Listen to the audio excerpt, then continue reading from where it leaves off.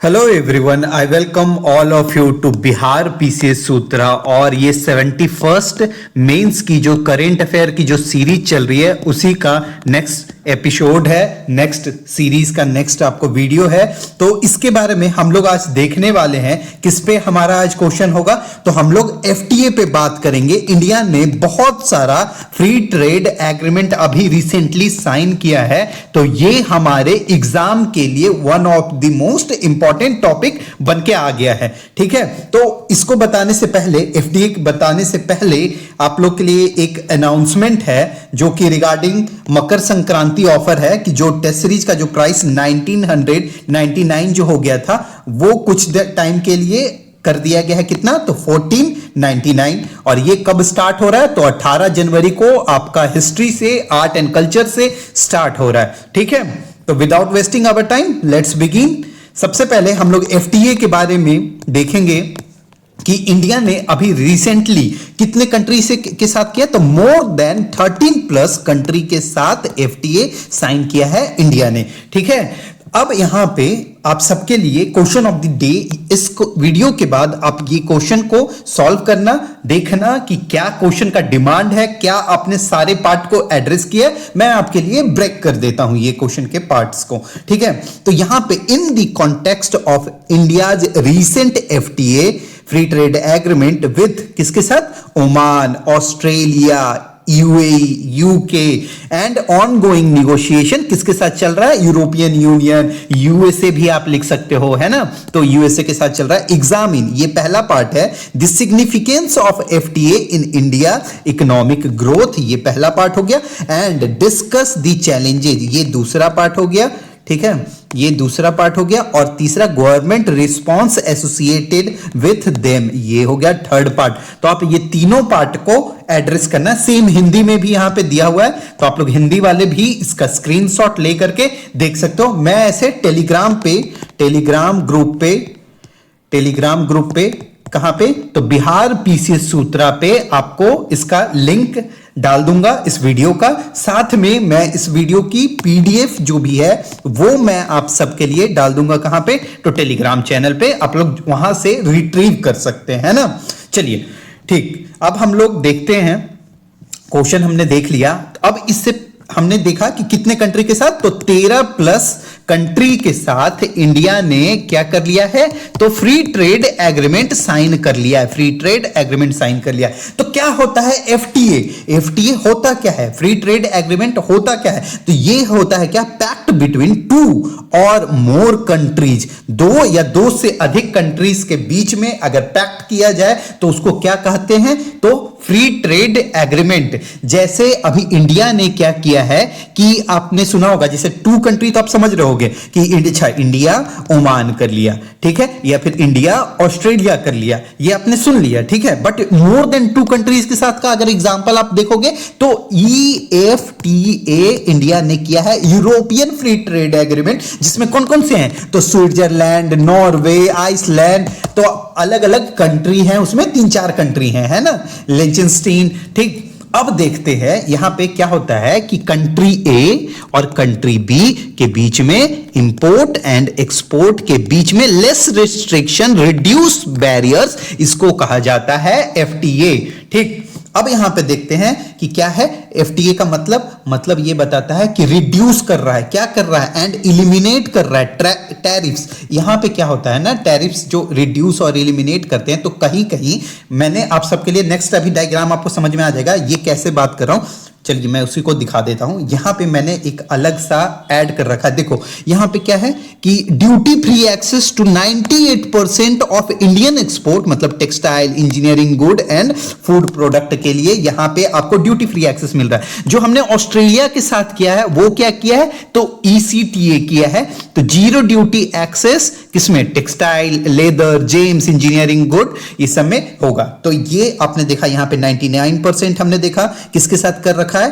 तो यूके के साथ हमने एफटीए कर रखा है, और यूएई के साथ हमने 97% तक हमारा टैरिफ एलिमिनेशन हो रखा है। तो इस तरह का हम लोग दो कंट्री के बीच या दो से अधिक कंट्री के बीच में एफटीए साइन करते हैं, जिससे क्या होता है तो रिड्यूस और एलिमिनेट किया जाता है टैरिफ्स। ठीक, नेक्स्ट हम लोग इसका जो पॉइंट है एफटीए के बारे में जो समझते हैं यहां पे, तो एफटीए के बारे में नेक्स्ट पॉइंट क्या है कि रिमूव इंपोर्ट कोटाज। ठीक है, वो क्या करता है कि रिमूव करता है इंपोर्ट का अलग अलग जो कोटाज जो होते हैं उसको रिमूव करता है। और क्या करता है, encourage trade between good and services के बीच में ट्रेड को इनकरेज करता है ना, फ्री ट्रेड को इनकरेज करता है। और क्या करता है, इकोनॉमी को इंटीग्रेट करता है। जैसे मान लीजिए कि कंट्री ए है और कंट्री बी है, अब दोनों के बीच में अच्छा अगर इकोनॉमिक टाइज होगा तो बाकी भी रिलेशन पे इंपैक्ट पड़ेगा, बाकी भी अच्छा होते जाएगा, तो है ना। तो उसमें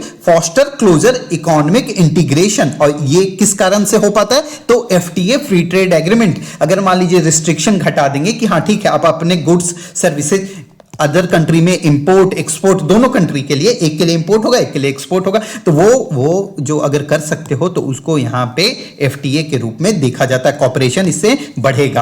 अब देखिए इंडिया ने जो रिसेंटली जो करा है, तो आपने देखा यहां पे सीईपीए किया है और क्या क्या एक्टा किया है और क्या क्या एफटीए किया है और सीईपीए आपको फिर से दिख रहा है सेपा। ठीक है, तो यानी सेपा एक्टा एफटीए, तो इन तीनों में क्या डिफरेंस है, कुछ तो डिफरेंस होगा ना, इन तीनों में कुछ तो डिफरेंस होगा ना। तो हां डिफरेंस है, पहले हम लोग डिफरेंस पे बात करेंगे, फिर यहां पे आएंगे इसके बारे में देखेंगे कि हमने किसके साथ कितना किया है, ताकि ये सब जो पॉइंट्स होंगे सॉरी एक मिनट, हाँ ये सब जो पॉइंट्स होंगे तो ये हम लोग यूज करेंगे कहां, सिग्निफिकेंस में हम लोग यूज करेंगे। तो चलिए देख लेते हैं।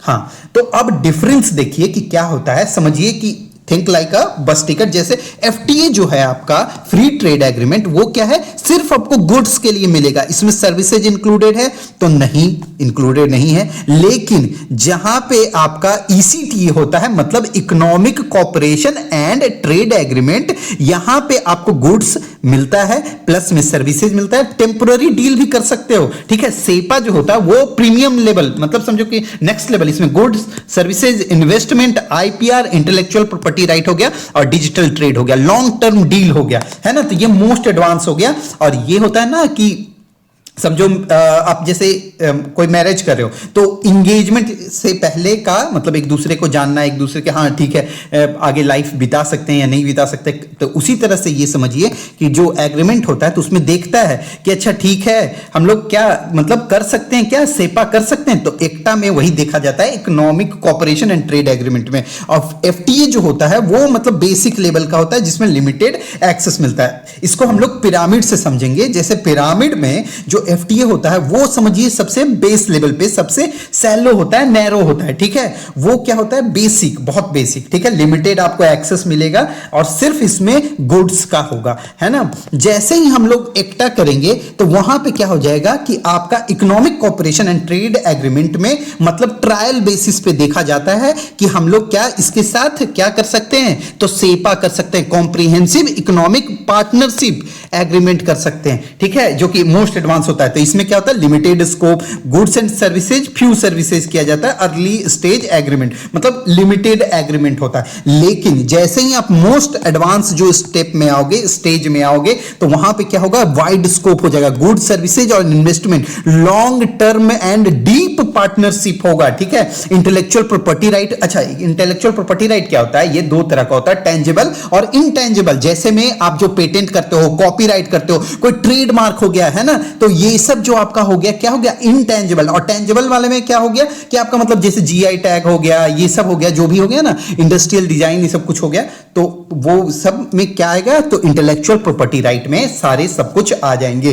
ठीक, यहां पे स्टैंडर्ड्स एंड डिजिटल ट्रेड। ठीक, यहां पे आप सब समझ गए होंगे कि क्या है एफटीए, ईसीटीए एंड सेपा, मतलब एफटीए, सेटा, सेपा, क्या तीनों में डिफरेंस है। आपको एग्जाम में ये पिरामिड आपको बनाना चाहिए for sure, this will help you to fetch extra marks. चलिए अब हम लोग पहुंचते हैं कि जो अभी तक जो करा है उस पे बात करेंगे हम लोग। इंडिया ने जो करा है, तो इंडिया ने क्या किया है कि ओमान के साथ अभी एग्रीमेंट किया है, और यहां क्या किया है, ड्यूटी फ्री एक्सेस कितना होगा, तो 98% ऑफ इंडियन एक्सपोर्ट किस पे, तो टेक्सटाइल। अब टेक्सटाइल मार्केट इंडिया को लेवल प्लेइंग ग्राउंड किसके मिलेगा, जैसे बाकी जैसे समझो मान लो बांग्लादेश है, तो ये सब कंट्री के हिसाब से इंडिया को क्या लेवल प्लेइंग ग्राउंड मिल जाएगा। इंजीनियरिंग गुड्स हो गया, फूड प्रोडक्ट हो गया, तो ये सब में होगा। सर्विसेज लिबरलाइजेशन मतलब प्रोफेशनल जो होंगे वो क्या, वो वहां जाकर के काम कर सकते हैं, है ना, तो उनके लिए है। और क्या, जैसे ये बहुत इंपॉर्टेंट है कि लॉजिस्टिक, दक्कम जो पोर्ट है, दक्कम पोर्ट कहां है, तो ये ओमान में है, ठीक है, और यहां का इंडिया को एक्सेस मिल गया है, तो इससे क्या होगा, लॉजिस्टिक आसान हो जाएगी। हम लोग जो सुएज कैनाल से जो ट्रेड करते हैं, तो वहां पे हमारे लिए ये डील जो होगी वो बेनिफिशियल होगी। तो ऐसे आपने समझा यहां पे। और gateway to GCC, Gulf Cooperative Council जो भी है ना, तो अफ्रीकन एंड सेंट्रल भैया ओमान, मतलब यहां से आप ओमान के थ्रू बाकी भी मैनेज कर सकते हो, तो ओमान स्ट्रेटेजिक पोर्ट के थ्रू, जो कि ये है दक्कम पोर्ट। चलिए अब नेक्स्ट देखते हैं कि ये हमने क्या किया था, सेपा समझ रहे हो ना। अभी जैसे मैंने सेपा बोला, तो पार्टनरशिप, यहां पी से दिख रहा है आपको, पार्टनरशिप मोस्ट एडवांस है ना, ये सबसे प्रीमियम लेवल का आपको टिकट मिल गया है बस का, समझिए। और जो यहां पे सेटा है क्या है कि अभी हम लोग देख रहे हैं, मतलब यहां पे इंडिया ऑस्ट्रेलिया देख रहा है,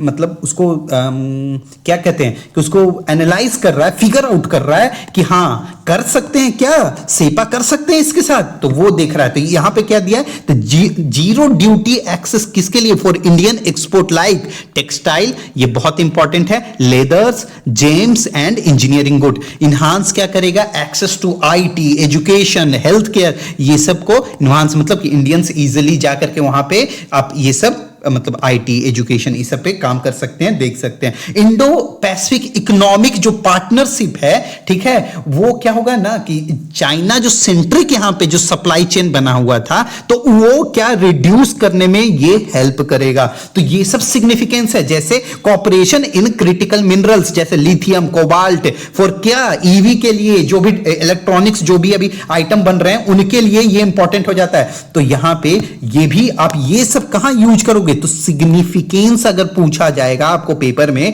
तो आप विथ एग्जांपल आप बता सकते हो कि यहां पे ये हमने करा है, ठीक है। उसके बाद यूनाइटेड किंगडम के साथ हमने क्या कर रखा है, तो एफटीए कर रखा है 199%, वही लेदर, टेक्सटाइल, ये सब है, तो वो सब देख लेना। इंक्रीज एफडीआई फ्लो करेगा, ब्रेक्जिट के बाद ये किया गया है। और फिनटेक और एआई एंड कोलैबोरेट क्या करेंगे हम लोग, तो ये पॉइंट आप उठा सकते हो कि स्टार्टअप में एंड डिजिटल ट्रेड में, रिसर्च एंड डेवलपमेंट में, आर्टिफिशियल इंटेलिजेंस में, तो ये सब में क्या करेंगे, तो कोलैबोरेशन बढ़ाएगा एक दूसरे को। और यहां पे हमने यूए के साथ क्या कर रखा है, तो सेपा, मतलब यहां पे पार्टनरशिप मोस्ट एडवांस, इसमें क्या है कि टैरिफ जो होगा एलिमिनेट 97% करेंगे।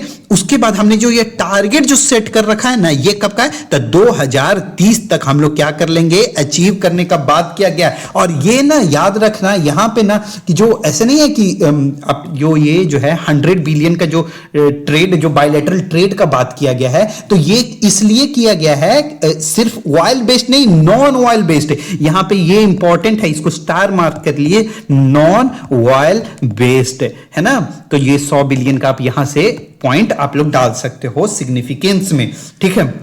क्या बूस्ट करेगा, तो James and jewellery, textile, engineering, pharmaceuticals, ये सब एमएसएमई को के साथ अगर इंटीग्रेट करेंगे, तो जो कस्टम्स होंगे वो सिंप्लीफाई होगा। इससे क्या बूस्ट मिलेगा, तो एमएसएमई को बूस्ट मिलेगा, क्योंकि डिमांड बढ़ेगी। तो डिमांड बढ़ेगी तो सप्लाई भी देना पड़ेगा ना, तो सप्लाई देना पड़ेगा, तो हो जाएगा काम एमएसएमई के लिए, ठीक है। तो चलिए ये बेसिक हमने अभी तक का देख लिया जो रिसेंट किया गया है।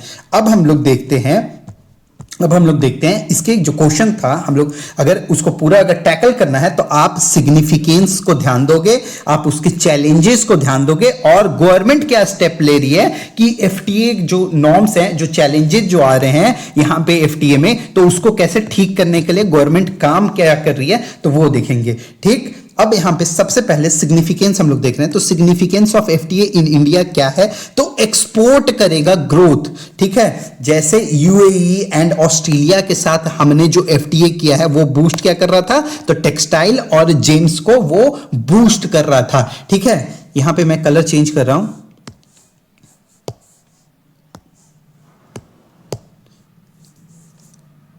हाँ ठीक है। अब देखो यहां पे जैसे हमने यहां पे लिखा क्या कि जो एक्सपोर्ट करेगा क्या करेगा, बूस्ट करेगा एक्सपोर्ट को। एक सेकेंड, इसका थोड़ा थिकनेस इंक्रीज कर रहा हूं, हाँ। एक्सपोर्ट को ये बूस्ट किया जाएगा, ये पहला हमने पॉइंट यहां पे देख लिया। तो इसमें क्या है कि यूएई के साथ, ऑस्ट्रेलिया के साथ जो अभी जो हमने एफटीए जो साइन किया है, तो उसमें क्या होगा कि हमारा जो एक्सपोर्ट बूस्ट होगा। तो कितना हुआ है, कोई डेटा है, कोई एग्जांपल है, तो आप यहां पे क्या करोगे, एग्जाम में भी एग्जांपल लिखोगे, ठीक है। एग्जांपल लिखोगे, एग्जांपल में क्या डालोगे कि जैसे इंडिया ने जो सेपा जो किया है वो 30% इंक्रीज कर दिया 2 साल के बीच में एक्सपोर्ट ग्रोथ को, बिटवीन किसके, तो इंडिया एंड यूएई। तो यहां पे एग्जांपल में आप डालोगे, यहां से यूएई से निकाल लो, ठीक है। एग्जांपल में डालोगे इंक्रीजेस, ठीक है, इंक्रीजेस एक्सपोर्ट ग्रोथ अराउंड 30% इन 2 ईयर। यहां पे लास्ट 2 ईयर भी लिख सकते हो, इन 2 इयर्स में किया है आफ्टर एफटीए, ठीक। मार्केट का जो आप देखोगे कि जैसे हमने किया है एफटीए, जैसे हमने साउथ कोरिया के साथ भी किया था, ठीक है, साउथ कोरिया के साथ भी, बट वहां पे ना हम लोग ट्रेड डेफिसिट में हैं, तो वो दिक्कत है। मतलब कि एक्सपोर्ट तो बढ़ा, ठीक है, एक्सपोर्ट बढ़ा, बट इंपोर्ट और ज्यादा बढ़ गया, तो वो हमारे लिए थोड़ा क्या हो गया, प्रॉब्लमैटिक हो गया, ठीक है ना, प्रॉब्लमैटिक हो गया वो हमारे लिए। तो पहला हमने पॉइंट यहां पे देख लिया कि क्या है कि यूएई के साथ जब हमने किया तो क्या हो गया कि 30% से 30% से क्या हो गया, इंक्रीज हो गया। 2 साल में ही हमारा जो ट्रेड था वो इंक्रीज कर गया, ठीक है। उसके बाद मार्केट डाइवर्सिफिकेशन, यहां पे क्या पॉइंट आता है कि रिड्यूस करेगा डिपेंडेंसी, किस पे हम लोग डिपेंडेंस है ना, कि यूएस पे और चाइना पे। तो वो मार्केट को डाइवर्स करने के लिए, मतलब अब हमारे पास मार्केट किसके लिए ओपन है, तो यूएई के पास, ऑस्ट्रेलिया के पास। तो यहां पे भी हम लोग क्या कर सकते हैं, तो एक्सपोर्ट कर सकते हैं। और यहां पे एक एग्जांपल लिखो, मैं अभी लिखवा रहा हूं आप सबको, ये ऐड करो आप, ठीक है। तो एग्जांपल लिखो यहां पे कि इंडिया ने जैसे ही साइन किया एफटीए, तो UAE one of top exporting destination of India बन गया। तो UAE top exporting destination, one of the top exporting destination, ठीक है, डेस्टिनेशन बन गया, ठीक। तो आप ये आप लोग नोट कर लीजिए कि यूएई क्या बन गया, UAE one of the top exporting destination, ठीक है, डेस्टिनेशन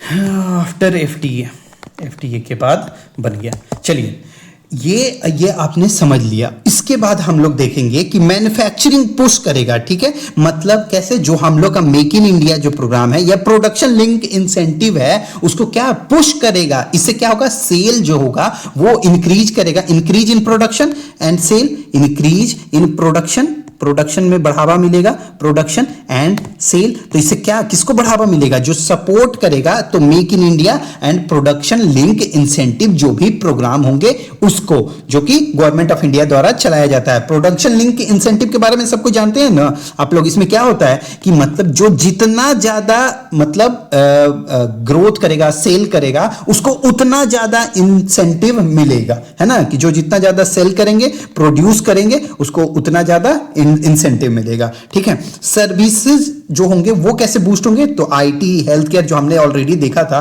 कि वहां के मार्केट का एक्सेस मिल जाएगा, तो इंडियंस जाएंगे वहां जाकर के क्या जॉब करेंगे और इंडिया में क्या भेजेंगे, तो रेमिटांस भेजेंगे, ठीक है। इन्वेस्टमेंट सॉरी, हाँ, इन्वेस्टमेंट इनफ्लो होगा, इससे क्या होगा, एफडीआई आएगा। अच्छा अभी बताओ इंडिया में एफडीआई कौन प्रॉमिस किया है? तो इंडिया में एफडीआई जो प्रॉमिस किया है कि हम लोग इंडिया में क्या लगाएंगे, इन्वेस्ट करेंगे, फॉरेन डायरेक्ट इन्वेस्टमेंट लाएंगे, लेकर के देंगे, तो कौन है वो? तो न्यूजीलैंड ने अभी प्रॉमिस किया है एफटीए के दौरान, ठीक है। तो यहां पे न्यूजीलैंड आप लिख सकते हो कितना का है, तो अप्रॉक्स जो कहा है तो वो $20 बिलियन, $20 बिलियन इतना इंडिया में एफडीआई के थ्रू, फॉरेन डायरेक्ट इन्वेस्टमेंट के थ्रू इंडिया में इन्वेस्ट करेगा। और जो हम लोग स्टार्टिंग में बात कर रहे थे ना कि ईएफटीए जो हम लोग किए हैं किसके साथ, सिंगापुर, नॉर्वे, आयरलैंड, लिचेनस्टाइन के साथ, ये सब के साथ जो किए हैं, तो उसमें क्या होगा कि $100 बिलियन, इन लोगों ने क्या कह दिया